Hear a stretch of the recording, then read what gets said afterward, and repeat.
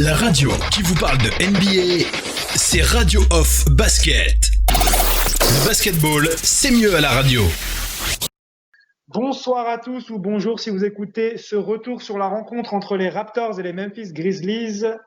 Victoire des Raptors 108-99. Avec moi pour parler de cette rencontre, Patrick Bizindavi de Radio-Canada. Salut Patrick. Salut Mike, salut tout le monde. Et avec moi également, on a Alex. Alex qui va nous apporter son œil d'Alex sur la rencontre. Salut Alex. Salut à tous.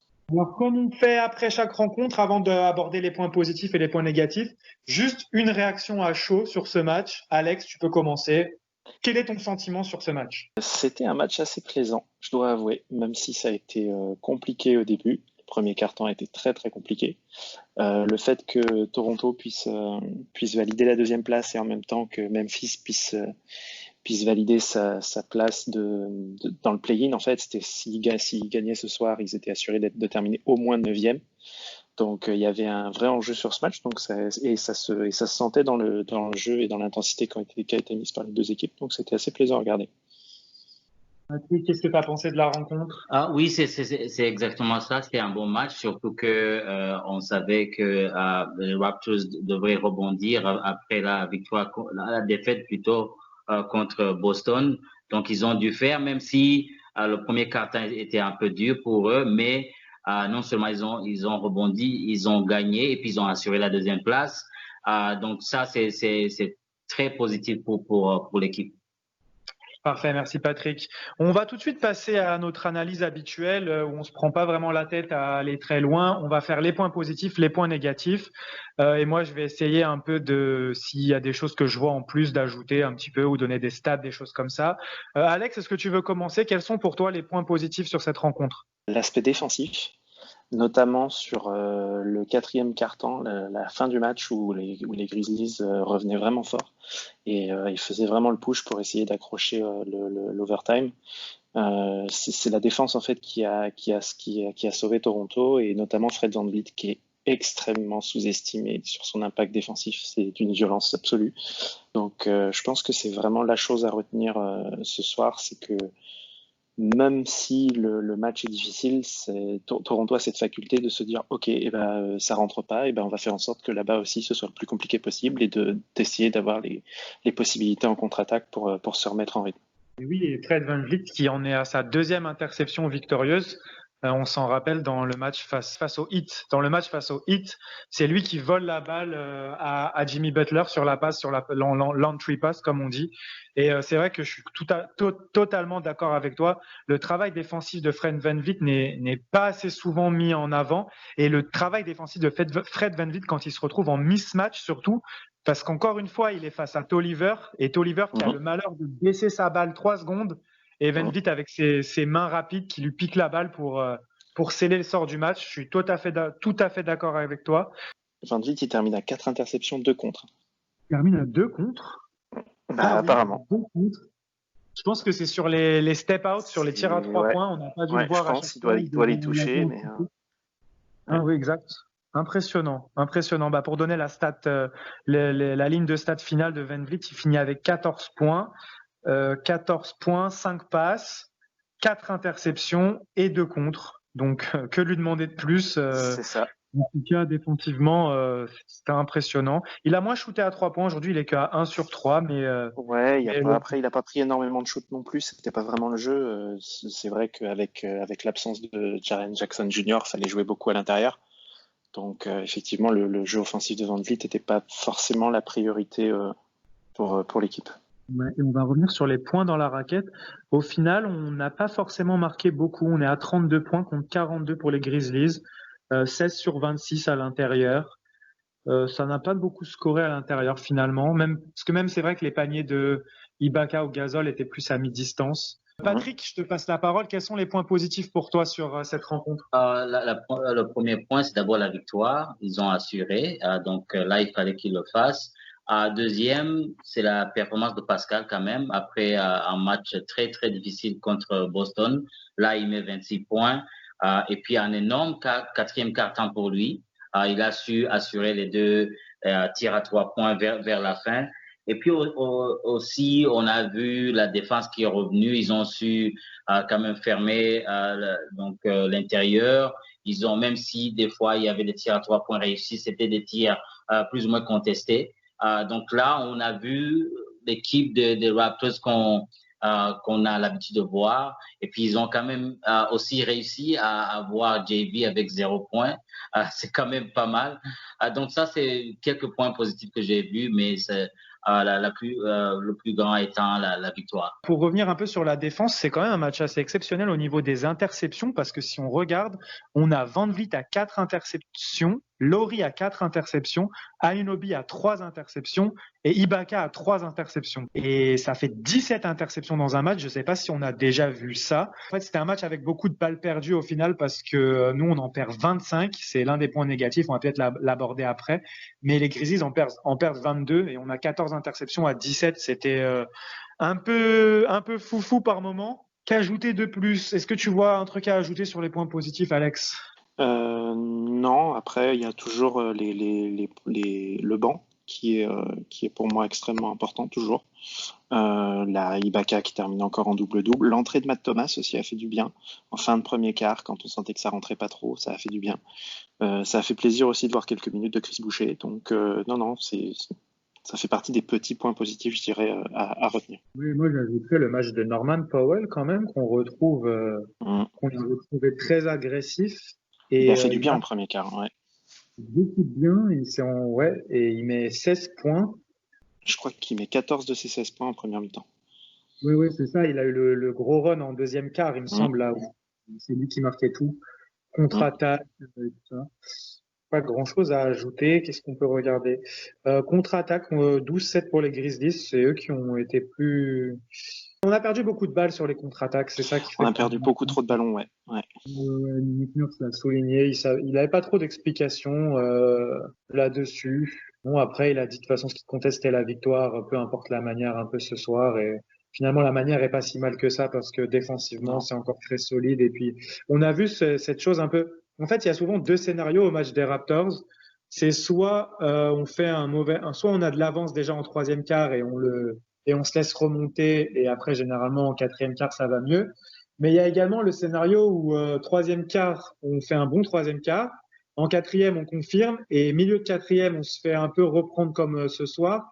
Mais finalement on a toujours l'impression qu'ils ont le nouveau coup d'accélérateur, le coup d'accélérateur sur la fin de match qui s'est matérialisé par les 2 paniers à 3 points de Siakam ce soir pour finir fort. Je pense qu'on a fait le tour. On va juste regarder un peu les pourcentages au tir. Memphis est limité à 37 sur 91, 40%. Et on est à peu près toujours pareil dans la défense du tir à 3 points. On est toujours à peu près, l'adversaire est toujours autour des 30%. Ce soir, c'est 14 sur 42 pour les Grizzlies. C'était assez similaire face au Magic, je crois, ou face au Heat. Je me rappelle que les Lakers avaient shooté à 10 sur 41. Donc c'est toujours à peu près pareil. Ça reste constant. Toujours cette sensation que on laisse beaucoup de tirs à 3 points ouverts, mais au final, nos joueurs sont toujours en train de bouger dans tous les sens pour un peu gêner les tireurs. Côté Grizzlies, on a Grayson Allen qui fait un 4 sur 10. Grayson Allen qui a fait un excellent match, il finit avec 20 points. Et moi, il m'a vraiment impressionné. Je sais pas quel est ton avis, Patrick, par exemple, sur Grayson Allen. Oh oui, c'était vraiment... moi, je m'attendais beaucoup plus à Ja Morant, mais les autres ont vraiment assuré que ce soit au tir à 3 points. Memphis, quand même, qui, comme l'a dit Alex, devait absolument gagner ce soir. Donc, c'est une belle performance. Malheureusement, ils n'ont pas pu gagner comme ils le voulaient. Donc, il faut dire que c'est aussi une équipe assez jeune. Donc, on ne s'attend pas à ce qu'ils assurent tous les soirs, mais quand même, c'est une belle performance. Oui, tout à fait. Qu'est-ce que tu as pensé, toi, un peu quels sont les joueurs qui t'ont marqué de côté Memphis? On peut parler des adversaires aussi. Moi, je dois avouer que je garde une grande affection pour JV, donc le voir à 0 points, il y a le petit pincement au cœur, même s'il porte un autre maillot. Mais ça fait plaisir de le voir bien intégré dans cette équipe des Grizzlies, à qui je souhaite le meilleur, parce que elle est vraiment une kiffante à regarder. Il y a de la jeunesse, il y a un peu d'expérience, il y a moyen je pense, de faire quelque chose sur les saisons prochaines, ça pourrait être pas mal. Ja Morant a fait ce qu'il a pu, je trouve. 17 points, il a malheureusement pas des pourcentages extraordinaires, mais il est là et il est encore jeune. Mais ouais, non, c'est le match de Dylan Brooks qui est assez impressionnant. On ne s'attend pas à ce qu'il score comme ça. Heureusement que ses shoots de loin sont pas rentrés, parce que sinon ça aurait pu faire très mal. Ouais, Dylan Brooks qui finit à 25 points, mais ça lui a pris quand même 26 tirs pour mettre ses 25 points, donc on peut relativiser un petit peu sa performance par rapport à ça. Mais comme le disait Tommy de Memphis FR dans le live, en fait, il a ces petits flotteurs là en pénétration qui maîtrise à la perfection. Mais c'est vrai que comme tu le dis, il a été maladroit de loin et heureusement. Sinon, il aurait fait un match monstrueux. Ok, parfait. On va passer au point négatif très rapidement. Quelles sont les choses qui t'ont un peu dérangé, Patrick, ce soir? Qu'est-ce qu'on doit corriger? C'est le premier quart-temps. J'étais un peu inquiet. Je me disais, est-ce qu'ils vont refaire la même chose qu'ils ont fait face à Boston? Ils le terminent à -5, donc 25-20. Donc là, ils n'ont pas commencé avec beaucoup d'énergie, comme on le voyait par exemple, un match contre les Lakers, les autres matchs qu'ils ont joué avant. C'était vraiment assez limite pour le premier quart. Mais deuxième quart-temps, ils sont rattrapés avec 40-29. Le deuxième, c'est un thème de balles perdues. Ils ont quand même perdu énormément de balles et puis c'était peut-être des fautes de concentration, des trucs pareils, ce qui n'est pas l'habitude chez les Raptors de perdre aussi un aussi grand nombre de balles. Je pense qu'à la fin, c'était 26 balles perdues. Et troisièmement, c'était le dernier quart-temps, ils avaient une grosse avance. Et puis là, Memphis revient.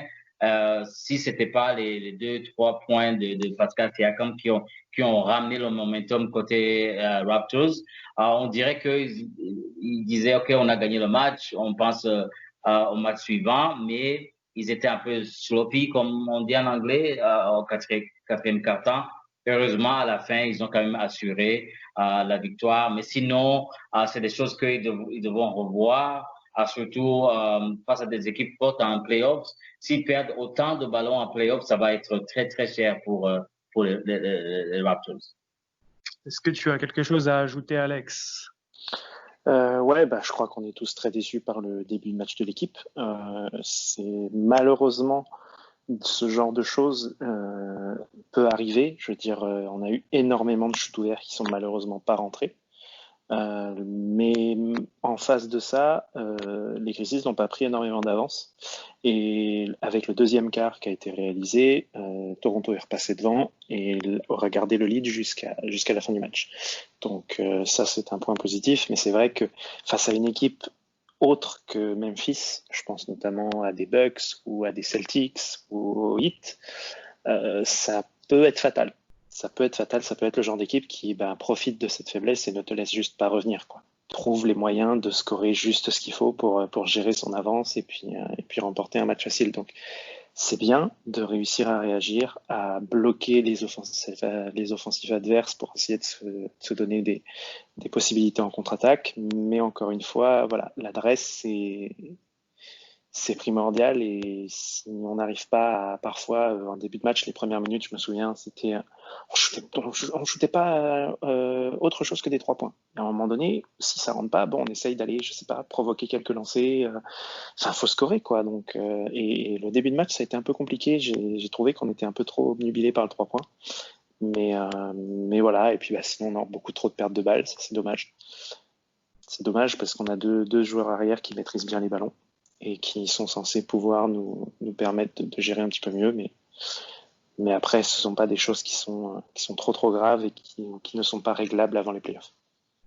Oui, je te rejoins. Kyle Lowry qui fait 9 pertes de balles ce soir. Je pense que ça doit pas être loin d'être un record en carrière pour lui. Malgré tout, il fait pas un mauvais match. Il est à 15 points. Il a mis des tirs quand il fallait.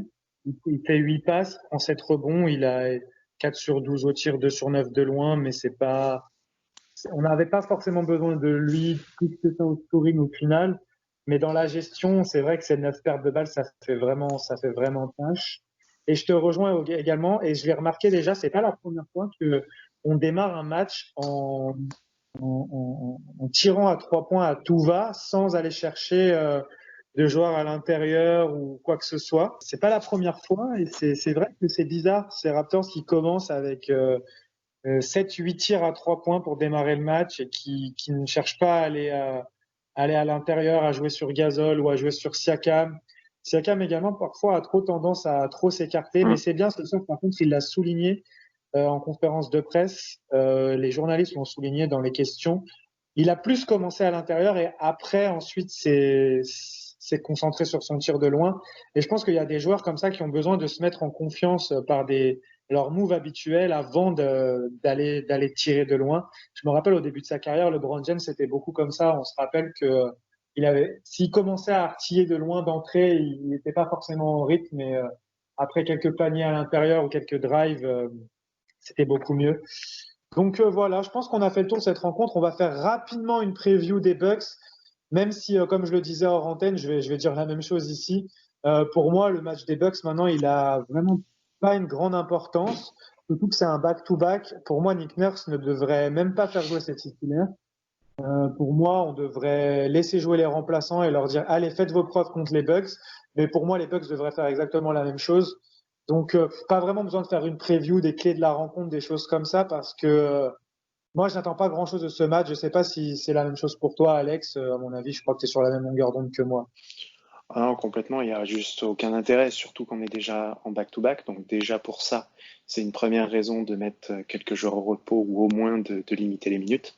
Alors là, en plus que tu viens de valider la deuxième place, que tu sais très bien qu'il n'y a plus rien à aller chercher, bon, il y a moyen de reposer un peu tout le monde, quoi. Patrick, est-ce que tu attends c'est exactement la même chose parce que ça, côté classement, c'est déjà fait. Et puis, à côté défense ou attaque système, ils ne vont rien dévoiler de ce qu'ils vont faire en playoffs.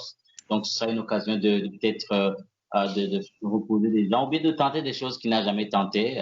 Donc, on sait qu'il a plusieurs trucs dans ses poches, Nick Nurse, mais un match sans intérêt carrément.